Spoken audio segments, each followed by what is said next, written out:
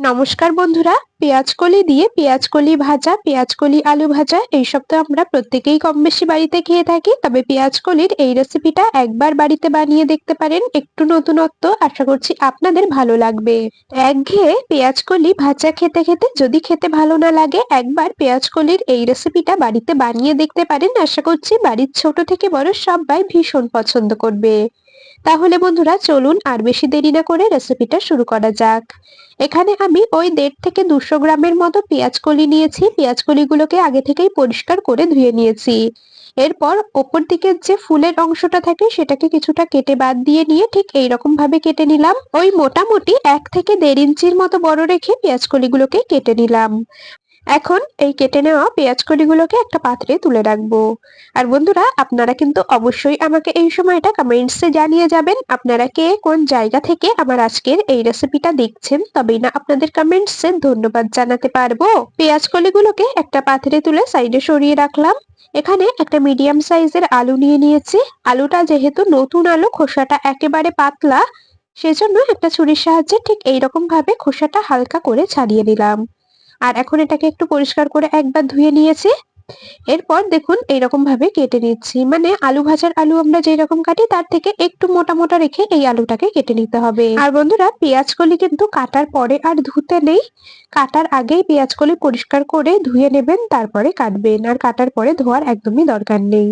তো এদিকে আমি আলুগুলোকে দেখুন এইরকম একটু মোটা মোটা রেখে কেটে নিচ্ছি, মানে আলু ভাজার থেকে একটু মোটা মোটা রেখে এই আলুগুলোকে কেটে নিলাম।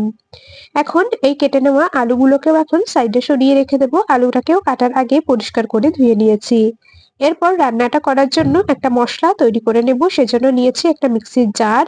এখানে আমি একটা মিডিয়াম সাইজের পেঁয়াজ কুচিয়ে কেটে নিয়েছি, তার থেকে অর্ধেকটা পেঁয়াজ মিক্সির জারের মধ্যে দিয়ে দিচ্ছি, বাকি অর্ধেকটা রান্নায় ব্যবহার করব। আর এখন মিক্সির জারের মধ্যে অর্ধেকটা পেঁয়াজ দিয়ে দিলাম। এরপর এর মধ্যে দিয়ে দিচ্ছি চা চামচ মেপে 1 চামচ কালো সর্ষে। সাদা সর্ষেও ব্যবহার করতে পারেন, আমি 1 চামচ দিলাম কালো সর্ষে। সর্ষেটা যাতে তেতো না হয়ে যায় সামান্য একটু লবণ দিলাম। ঝালের জন্য দিয়ে দিলাম 4টের মতো কাঁচা লঙ্কা। অল্প একটু জল দিয়ে একদম মিহি একটা পেস্ট বানিয়ে নেব। মশলাটাকে একদম মিহি করে বেটে নিয়েছি কিছুটা জল দিয়ে।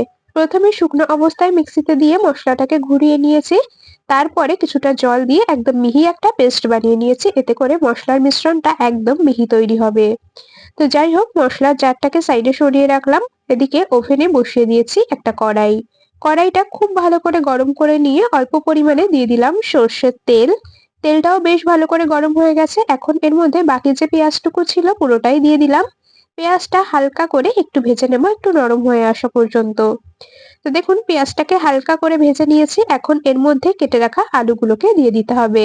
আলুগুলোকে বেশ খানিকক্ষণ সময় ধরে ভেজে নিতে হবে, যতক্ষণ না আলু একদম পুরোপুরি সেদ্ধ হয়ে যাচ্ছে আর পুরোপুরি ভাজা হচ্ছে। এরকম ভাবে কিছুক্ষণ একটু নেড়েচেড়ে ভেজে নেওয়ার পর আমি ঢাকা দিয়ে কিছুক্ষণ রান্না করব, যাতে করে আলুগুলো সুন্দরভাবে তাড়াতাড়ি সেদ্ধ হয়ে যায়। এইরকম ভাবে ওই মোটামুটি 3 থেকে 4 মিনিট বা 5 মিনিটের মতো ঢাকা দিয়ে রান্না করে নিয়েছি মিডিয়াম টু লো ফ্লেমে। ঢাকাটাকে এখন খুলে নিলাম। দেখুন আলুগুলো কিন্তু খুব সুন্দরভাবে ভাজা হয়ে গেছে। আলু পেঁয়াজ খুব ভালো মতো করে ভেজে নিয়েছি। আলুগুলো সুন্দর নরম হয়ে গেছে, মানে সেদ্ধ হয়ে গেছে। এখন আর বেশি সময় ভাজবো না, এর মধ্যে এখন বেটে রাখা মশলাটাকে দিয়ে দেব। মশলার জারটাকে ধুয়ে অল্প পরিমাণে দিয়ে দেব জল, আর খুব ভালো করে কিছুক্ষণ কষিয়ে নেব, যতক্ষণ না মশলা থেকে এই জলজলে ভাবটা পুরোপুরি চলে যাচ্ছে আর মশলা থেকে একটু তেল ছেড়ে আসছে। আর এই সময় দিয়ে দেব স্বাদ মতো লবণ, আর দিয়ে দেব পরিমাণ মতো হলুদ গুঁড়ো। মশলাটাকে বেটে নেওয়ার সময় যেহেতু কিছুটা লবণের ব্যবহার করা হয়েছে, অবশ্যই কিন্তু সেই কথা মাথায় রেখে এখানে লবণ দিতে হবে। এখানে আমি পরিমাণ মতো লবণ দিয়ে দিয়েছি, পরিমাণ মতো হলুদ গুঁড়ো। সমস্ত কিছু খুব ভালো করে এইভাবেই নেড়েচেড়ে মিশিয়ে নেব, আর এইরকম ভাবেই কিছুটা সময় নিয়ে রান্না করে নেব, কখনো গ্যাসের ফ্লেম মিডিয়ামে আবার কখনো লোতে রেখে। জলজলে ভাবটা যেন পুরোপুরি শুকিয়ে আসে আর মশলা থেকে তেল ছেড়ে আসে। তো দেখুন বেশ কিছুক্ষণ রান্না করে নিয়েছি, মশলাটা বেশ সুন্দর শুকনো শুকনো হয়ে গেছে, মশলা থেকে কিছুটা তেল ছেড়ে দিয়েছে। এই সময় দিয়ে দিলাম পরিমাণ মতো উষ্ণ গরম জল। রান্নাটা কিন্তু খুব বেশি ঝোল হবে না, বেশ একটু গামাখা করেই তৈরি হবে, সেই হিসাবেই আমি এর মধ্যে জল দিলাম। অল্প পরিমাণে জল দিয়েছি, আর পেঁয়াজগুলি যেহেতু সেদ্ধ হতে খুব বেশি সময় লাগে না, সেজন্য অল্প করেই জল দিয়েছি। ঝোল ফুটে এসেছে, এরপর এর মধ্যে কেটে রাখা পেঁয়াজকলিগুলোকে দিয়ে দিলাম। পেঁয়াজকলি কিন্তু খুব বেশি সেদ্ধ হলে খেতে একদমই ভালো লাগে না, টেস্টটা নষ্ট হয়ে যায়। তো যাই হোক, আপনারা বাড়িতে যেই রকম সেদ্ধ খান, মানে পেঁয়াজকলি অনেকে বেশি করে সেদ্ধ করে, অনেকে কম সেদ্ধ করে। তবে আমার মনে হয় পেঁয়াজকলিটা খুব বেশি সেদ্ধ হয়ে গেলে খেতে ভালো লাগে না, বেশ এইরকম সবুজ সবুজ থাকবে, তাতে করেই খেতে বেশি ভালো লাগে।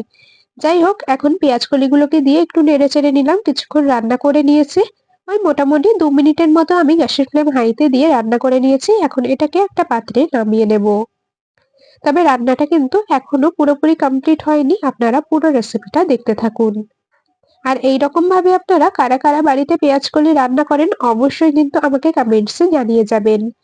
আমাদের বাড়িতে কিন্তু পেঁয়াজকলির এই রেসিপিটা সবাই খেতে ভীষণ ভালোবাসে, আর পেঁয়াজকলি এইভাবেই বেশি রান্না হয়।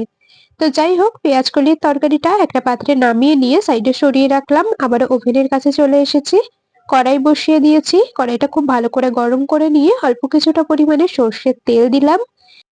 তার মধ্যে দিয়ে দিলাম 1/2 চামচের মতো কালো জিরে। কালো জিরে ফোড়নে দিয়েছি। ফোড়নটা খুব ভালো করে ভেজে নেব, কালো জিরে থেকে সুন্দর একটা ভাজা গন্ধ বেরোনো পর্যন্ত। তো খুব ভালো করে কালো জিরেটাকে কিছুক্ষণ একটু ভাজা ভাজা করে নিয়েছি। এখন এর মধ্যে নামিয়ে রাখা তরকারিটাকে দিয়ে দিলাম। আবারও খুব ভালো করে একটু নেড়েচেড়ে নেব।